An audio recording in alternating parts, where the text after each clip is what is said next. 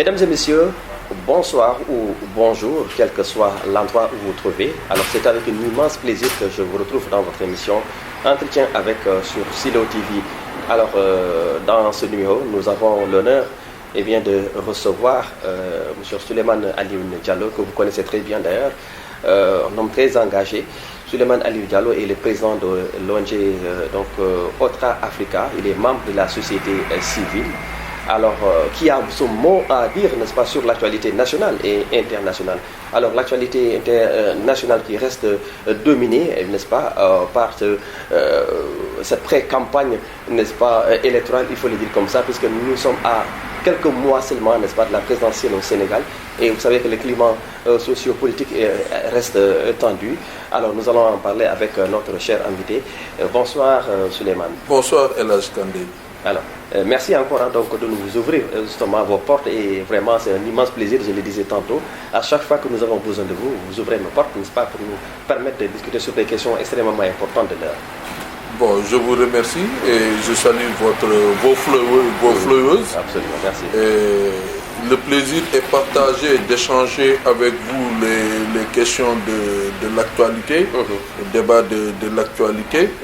Vraiment, nous saluons également le travail de sensibilisation. Merci. La liberté d'expression que vous prenez. Donc sur ça, nous vous félicitons. Merci beaucoup.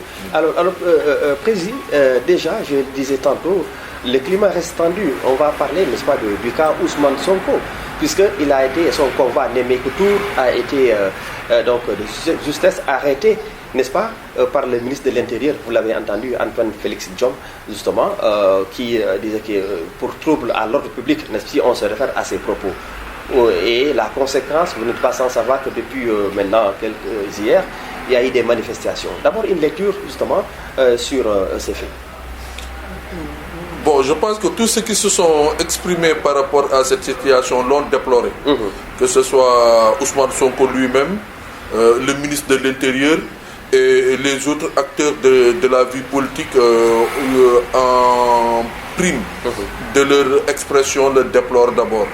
Et donc moi aussi je m'associe à ça pour dire que c'est pas une très bonne image pour le Sénégal. Et donc il faudrait qu'on puisse faire attention par rapport à la démocratie, par rapport à l'état de droit, par rapport à tout ce que nous avons de valeur, un État, une nation forte, où on prône pour la liberté d'expression, où on prône la démocratie, la liberté de la personne, les droits des uns et des autres. C'est vraiment déplorable qu'on en arrive à ce niveau en rapport avec cette procession, comme vous le dites, pré-campagne du supposé candidat Ousmane Sonko. Mais l'État a pris le devant pour sortir des arrêtés interdisant ou demandant à ce candidat de se plier aux règles de droit, c'est-à-dire de faire les déclarations, de faire les procédures administratives, afin que ces manifestations ou bien sa procession, ou bien même ce caravane puisse être autorisé. Je pense que c'est un dialogue. C'est un dialogue entre l'autorité étatique et un opposant qui veut le pouvoir. Dans un contexte normal de démocratie, c'est tout à fait normal. Mais ce qui a déploré, c'est cette violence inédite au Sénégal, où on est en train aujourd'hui de pousser la jeunesse vers une violence qui est vraiment, c'est pas une bonne graine. C'est pas une bonne graine. Nous devons condamner ça. C'est à condamner puisque beaucoup de feux, énormément de maisons brûlées, de véhicules brûlés, de morts, de blessés. Je pense que l'expression de la démocratie peut arriver à un niveau où personne ne doit mourir pour s'exprimer. On ne doit pas brûler les biens des autres par rapport à des positions politiques. Souleymane Alioune Diallo, doit-on arriver à cette situation, puisque je le disais tantôt, c'est le convoi, n'est-ce pas, des leaders, n'est-ce pas, de l'opposition par des moindres Ousmane Sonko, qui a été donc arrêté. Et d'abord, est-ce que vous pensez que le ministre de l'Intérieur avait ce droit, n'est-ce pas, de stopper, n'est-ce pas, cette caravane Némé Couture d'Ousmane Sonko?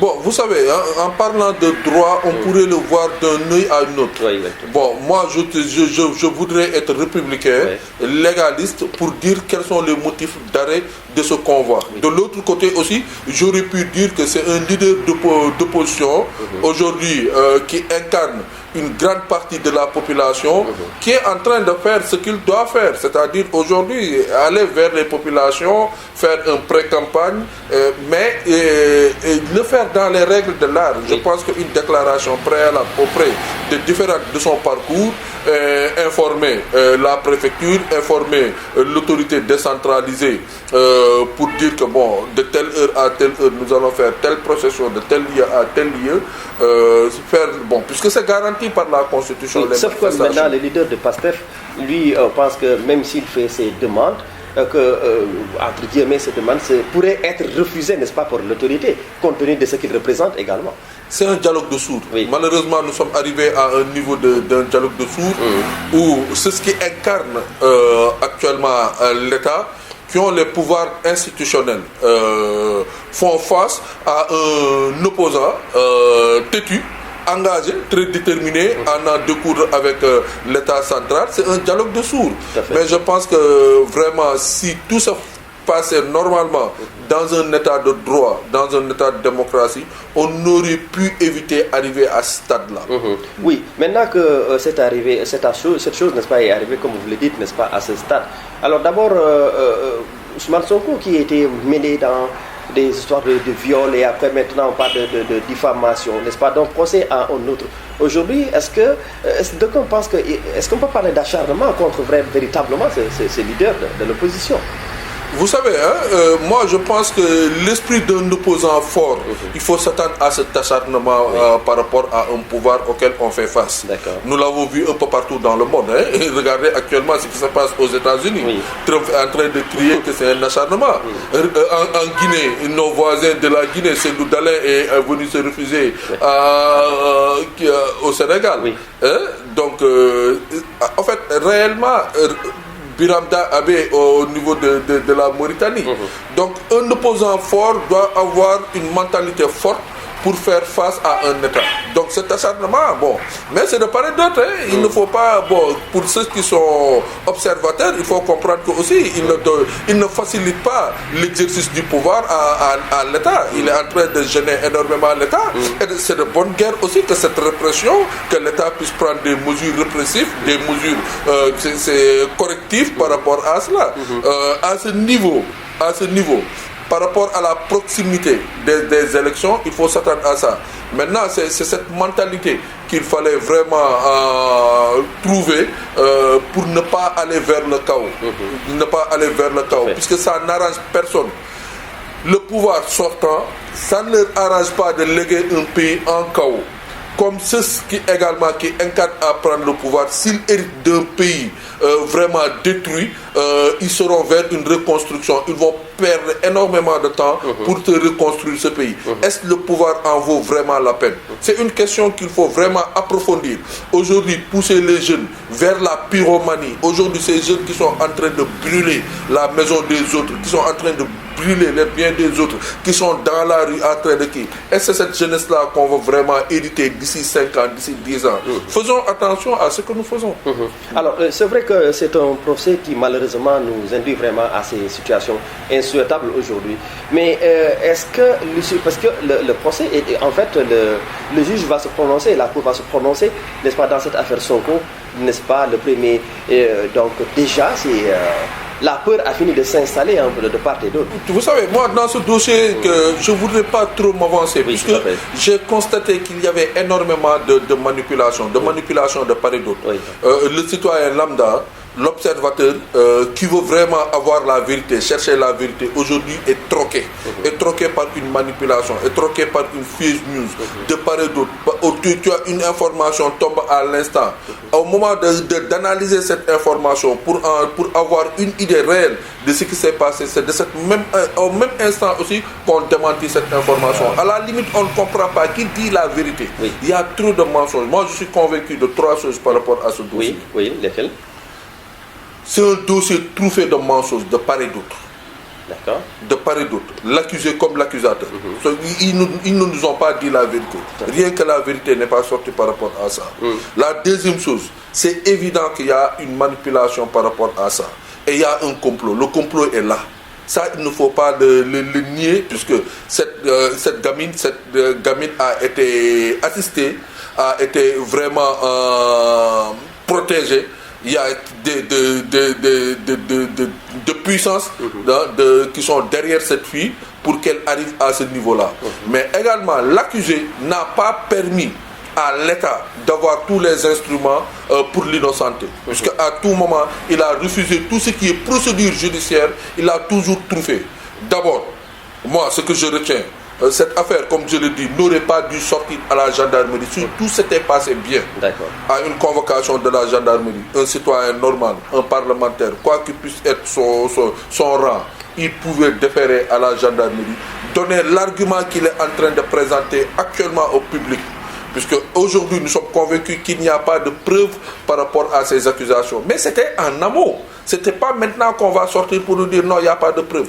C'était devant la gendarmerie, devant ce capitaine Touré, qui avait pris sur lui l'engagement de faire. S'il avait déféré à l'époque, donné tous ces éléments, probablement on n'aurait pas arrivé à ce moment-là. Deuxième chose sur laquelle le dossier a été transmis au parquet. Il y a eu des failles. Il a des avocats. Il a commis les meilleurs avocats du Sénégal. Qui ont fait face aux doyens des juges, en charge ou en décharge. Il a toujours prôné une justice. Il a toujours prôné pour que vraiment il veut un procès.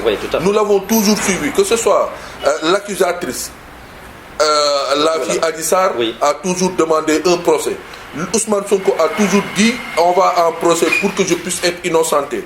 Entre les deux, ils sont devant la chambre d'accusation. Nous avons vu ici des gens qui ont fait tout le processus, qui ont été KICE, Manu Militari, présentés devant un procureur, devant le parquet. Le parquet a transmis le dossier à un juge d'instruction. Le juge d'instruction a instruit le dossier juridiquement. Elle a transmis devant la chambre criminelle et la chambre criminelle a acquitté cette personne.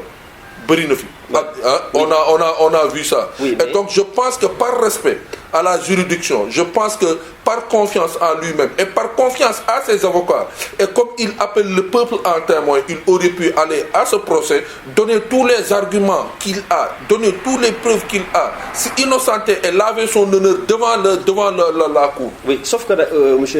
Diallo, l'accusé, c'est-à-dire Ousmane Sonko, son déplacement parfois devenait problématique.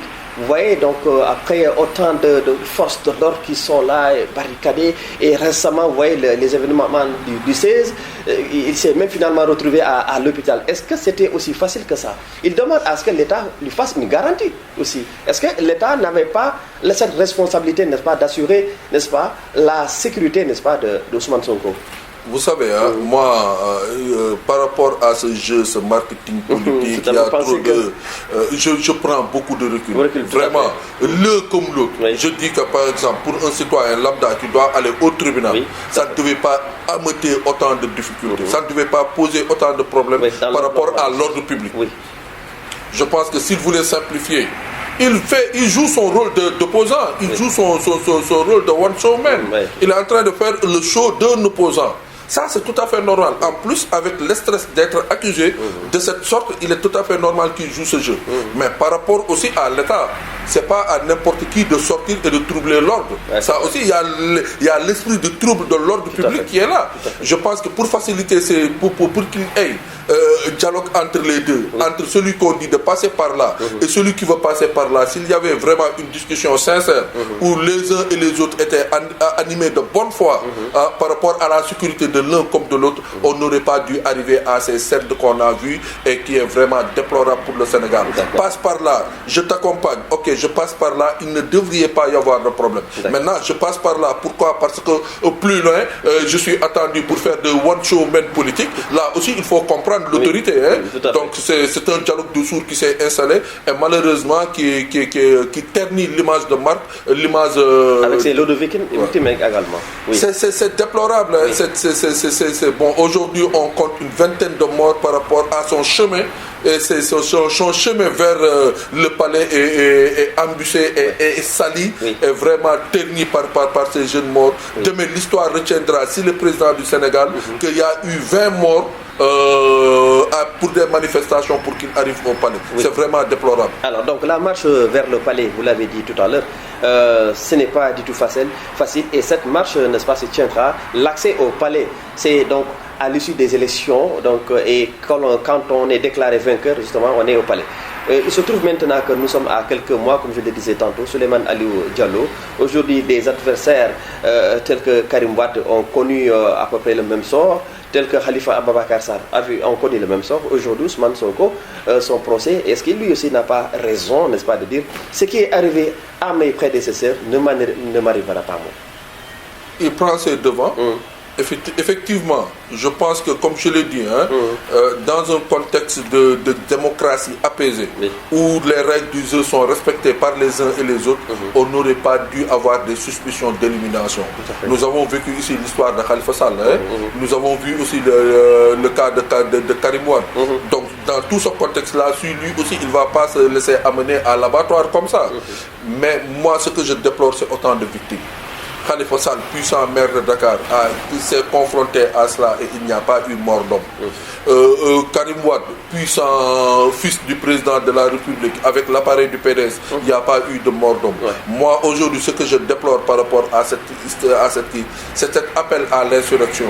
C'est cette vraiment diabolisation de la justice. Et les attaques contre nos forces de sécurité et de défense. Moi, c'est ce que je déplore. Je pense qu'aujourd'hui, dans l'expression de la démocratie, il y a une violence, l'expression d'une violence ne devrait pas faire fi de réponse par rapport aux actes posés. Je pense que on devrait faire preuve de beaucoup d'attention par rapport à ce qu'on dit, par rapport au discours, par rapport à la communication. Oui, alors je rappelle que vous suivez votre émission Entretien avec l'invité du jour, Souleymane Aliou Diallo, membre de la société civile, président de l'ONG Otra Africa.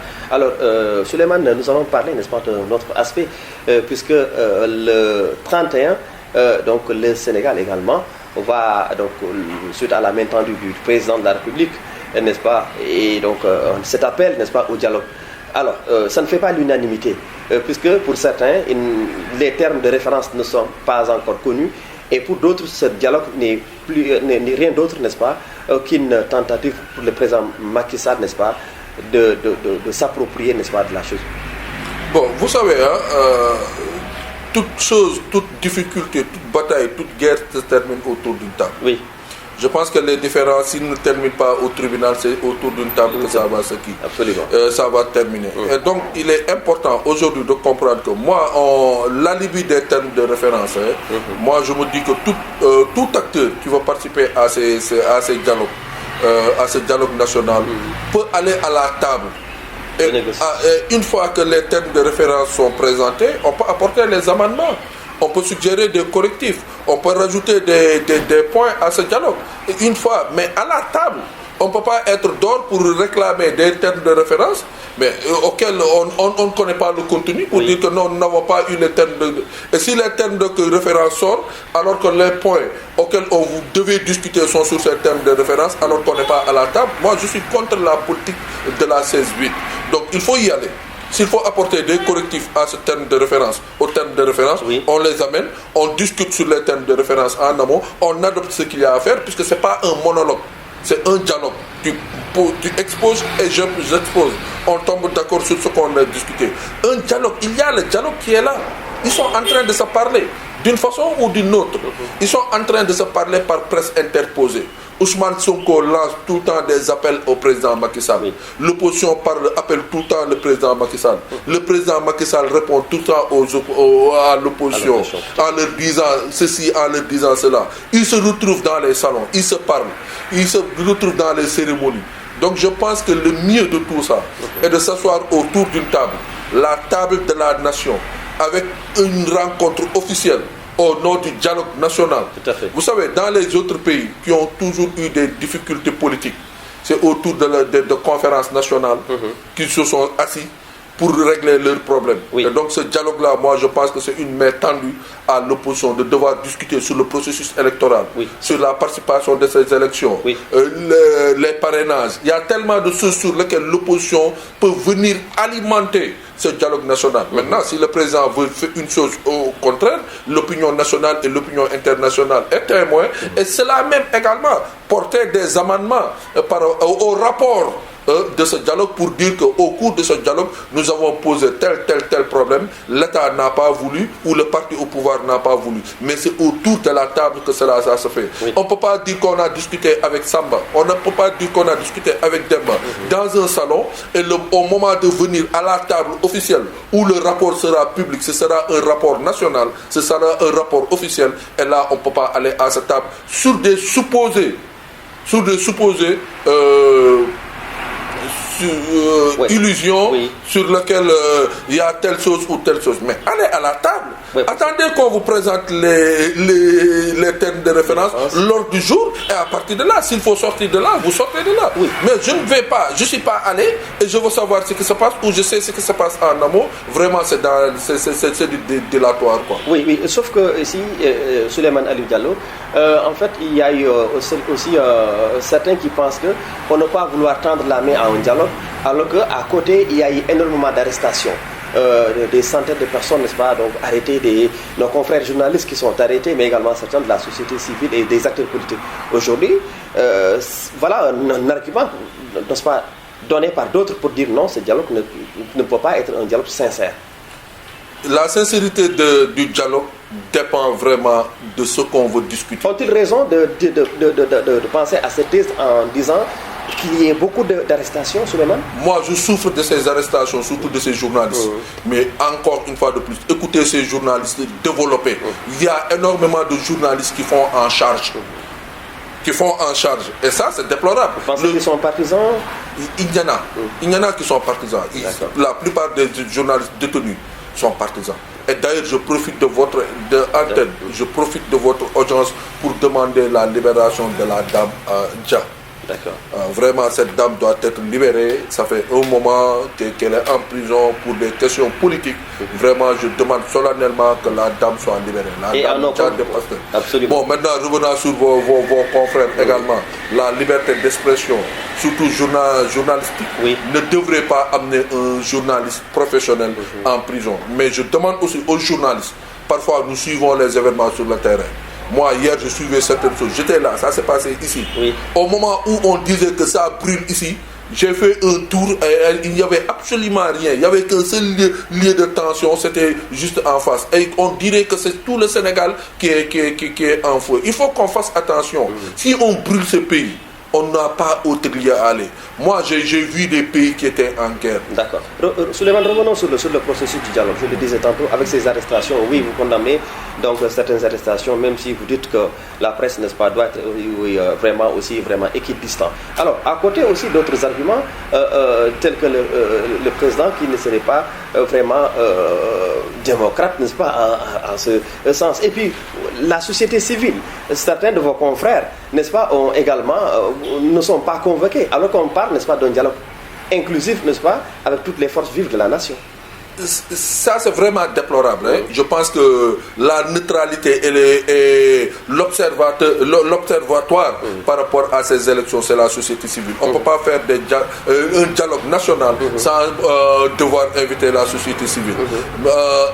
Par rapport au manque de démocratie du président de la République, moi je dirais, de la société civile, ça fait 12 ans avant, nous avons combattu contre le président Abdoulaye Wade pour un troisième mandat. Nous sommes radicalement contre un troisième mandat en Afrique. Nous sommes radicalement contre un troisième mandat en Afrique.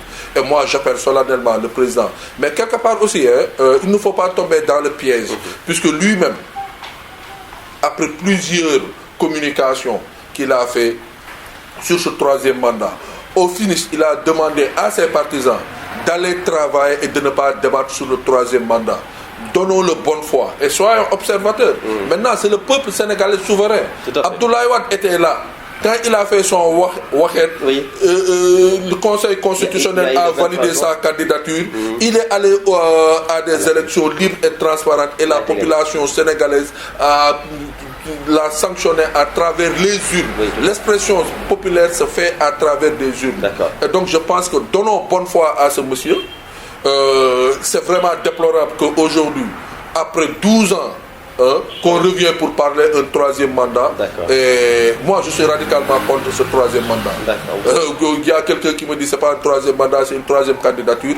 Que qu'importe, l'essentiel, c'est aspirer à prendre le pouvoir une troisième fois est vraiment déplorable. Est-ce que ce n'est pas là où ça fait mal Souleymane Ali Diallo? Puisqu'on avait parlé d'un certain nombre de facteurs, Sonko et dialogue national, mais vous parlez effectivement, et c'est là où est-ce que ce n'est pas au président de la République effectivement de calmer les jeux?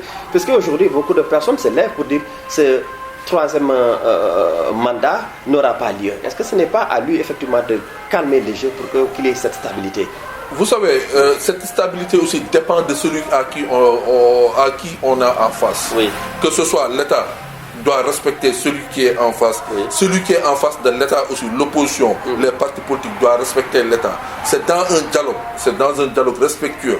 Tu peux pas m'accuser d'une chose que je n'ai pas fait, que ce soit l'opposant comme le parti au pouvoir, et qu'on puisse avoir ce respect-là. C'est vraiment déplorable qu'on en arrive là. Il faut d'abord ramener la sérénité des deux partis.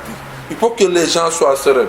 Aujourd'hui, on parle du Sénégal comme si le Sénégal était en feu. Moi, j'ai craint, vraiment, je le dis solennellement, évitons les puissances occultes tapis dans l'ombre et qui sont vraiment manipulateurs.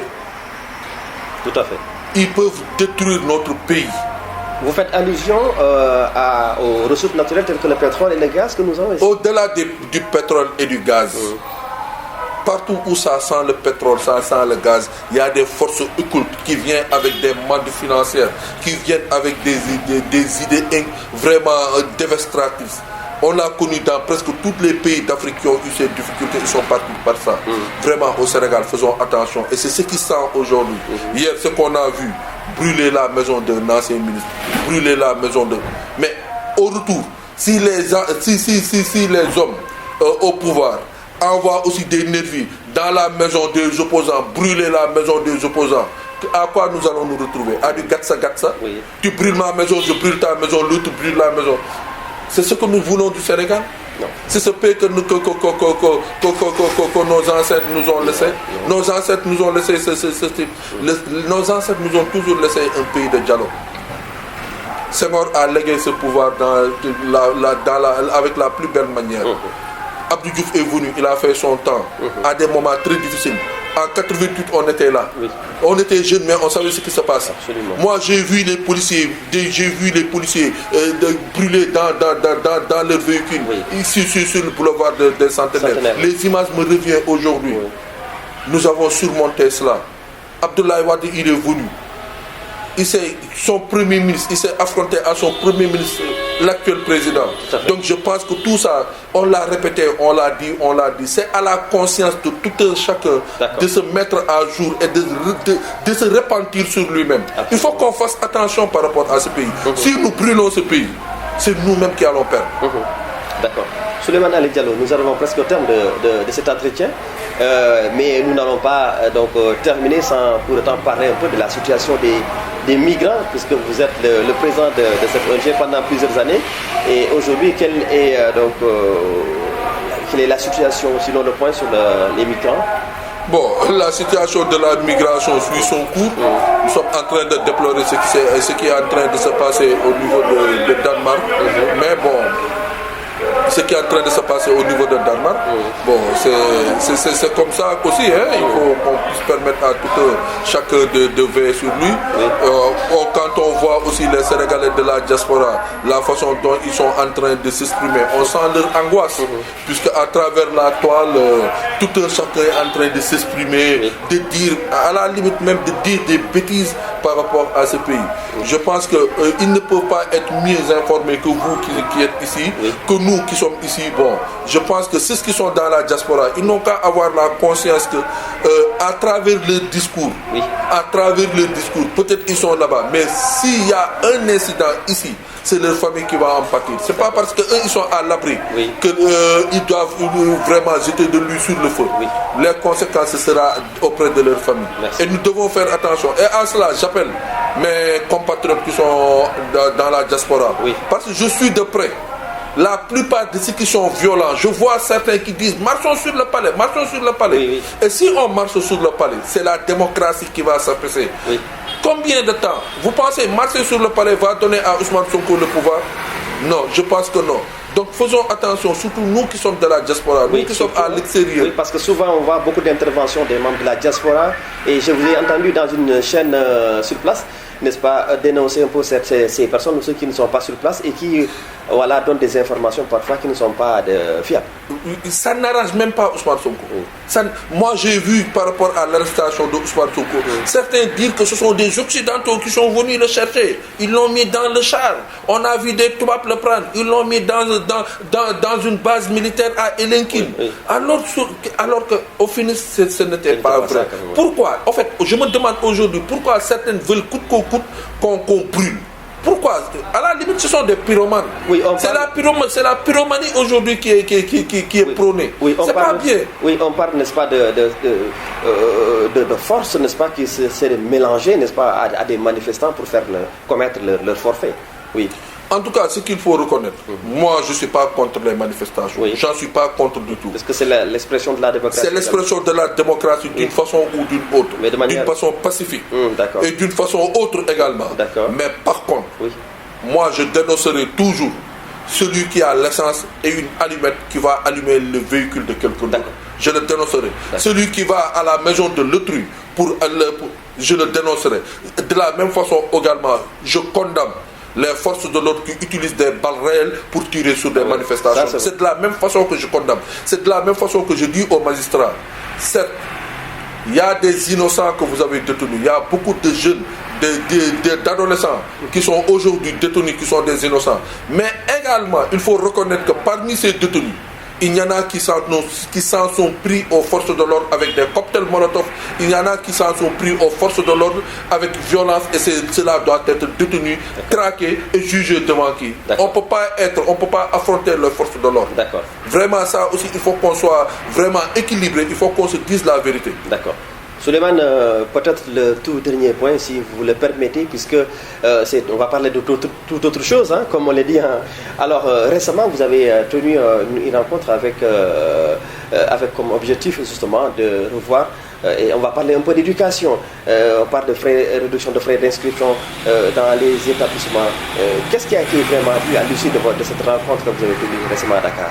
Bon, le système de la formation supérieure à travers différentes structures, que je tairai leur nom, je pense qu'ils ont beaucoup communiqué là-dessus, en discussion avec l'État du Sénégal, puisque le gouvernement du Sénégal a prôné l'audit des établissements privés d'enseignement pour voir un peu la qualité de l'enseignement. Et je pense que ça c'est bien, ça va permettre aux établissements de se mettre dans les normes de qualité. Ceux qui ne sont pas dans les normes de qualité aussi de revoir leur système à l'interne. Ça c'est à saluer puisque c'est à l'avantage de nos étudiants et c'est à l'avantage de la qualité de l'enseignement. Et surtout que maintenant le niveau est assez bas, il faut peut-être mettre l'accent sur cet aspect. Bon, vous savez, nous et puis aussi la crédibilité de certains établissements scolaires ou alors universitaires, n'est-ce pas, privés. Bon, vous savez, nous qui avons vécu à l'extérieur, particulièrement dans les pays hispanophones, donc nous avons vu vraiment que la qualité, surtout le niveau de l'enseignement est un peu à revoir. Ça a baissé, quoi. Donc c'est mais je vous donne l'exemple. Nous sommes au mois de mai, début juin. Il y a certaines universités publiques, ils n'ont fait qu'un seul cours pour l'année 2022-2023. Au mois de juin, ils n'ont fait qu'un seul cours, alors qu'en principe, les cours devaient terminer au mois de juillet. C'est vraiment déplorable. On perd énormément de temps à travers des grèves, donc il faudrait qu'on puisse revoir tout le système de l'enseignement. Alors, de l'enseignement élémentaire, l'enseignement secondaire, l'enseignement universitaire, voir tout le système et apporter les correctifs qu'il faut. Puisque c'est toute une chaîne. Merci Souleymane Aliou Diallo. Dernier mot, puisque le débat est terminé. Mes prières vont à l'encontre des Sénégalais, à ceux qui sont aujourd'hui dans les hôpitaux, à nos forces de l'ordre qui sont mobilisées presque depuis un mois, aux opposants qui sont opprimés, à tout ça, nous sommes le Sénégal.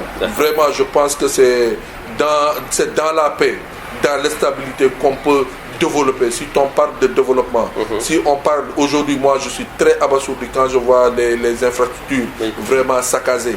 Par exemple, le terre n'a absolument rien à voir avec ce sujet. C'est ce qui s'en sent. Les bus qui sont cassés. Mais pourquoi? À quoi? Qu'est-ce qu'un bus stationné qui doit prendre des passagers pour les ramener de point X à point Y? Qu'est-ce que ça a à voir avec les... Pourquoi prendre le terre qui on a investi énormément de qui? Ça sont des bandits, il faut le reconnaître. Et moi, ce que je déplore, et ça je le déplore, que les partis politiques, les grandes coalitions ne condamnent pas cette violence-là, ne condamnent pas l'attaque sur nos forces de l'ordre, ne condamnent pas l'attaque sur les infrastructures publiques, ne condamnent pas l'attaque sur les biens publics. Ils devraient commencer par interdire ça, condamner ça, lutter contre ça, et maintenant faire face à ceux à qui ils veulent faire face. Vraiment, c'est un système, c'est un parti, c'est une coalition. Que les choses restent politiques. Mais cette violence, cette banditisme, vraiment c'est à déplorer. Moi je déplore qu'aujourd'hui tous ces investissements que nous sommes en train de faire soient vraiment sabotage. C'est l'argent des contribuables. C'est mon argent, c'est ton argent, c'est l'argent de l'autre. On ne doit pas saboter vraiment la construction de ce pays. Merci beaucoup. Souleymane, merci. Merci à vous. Merci beaucoup. Mesdames et messieurs, c'était votre émission Entretien avec l'invité du jour, Souleymane Aliou Diallo, membre de la société civile, président de l'ONG Otra Africa. Merci à Ibrahima, alors Amadou, n'est-ce pas? Et également l'ensemble de l'équipe technique de Silo TV. On va se donner rendez-vous très prochainement dans un nouveau numéro de votre émission Entretien avec. Passez d'excellents moments en compagnie de nos programmes. Au revoir.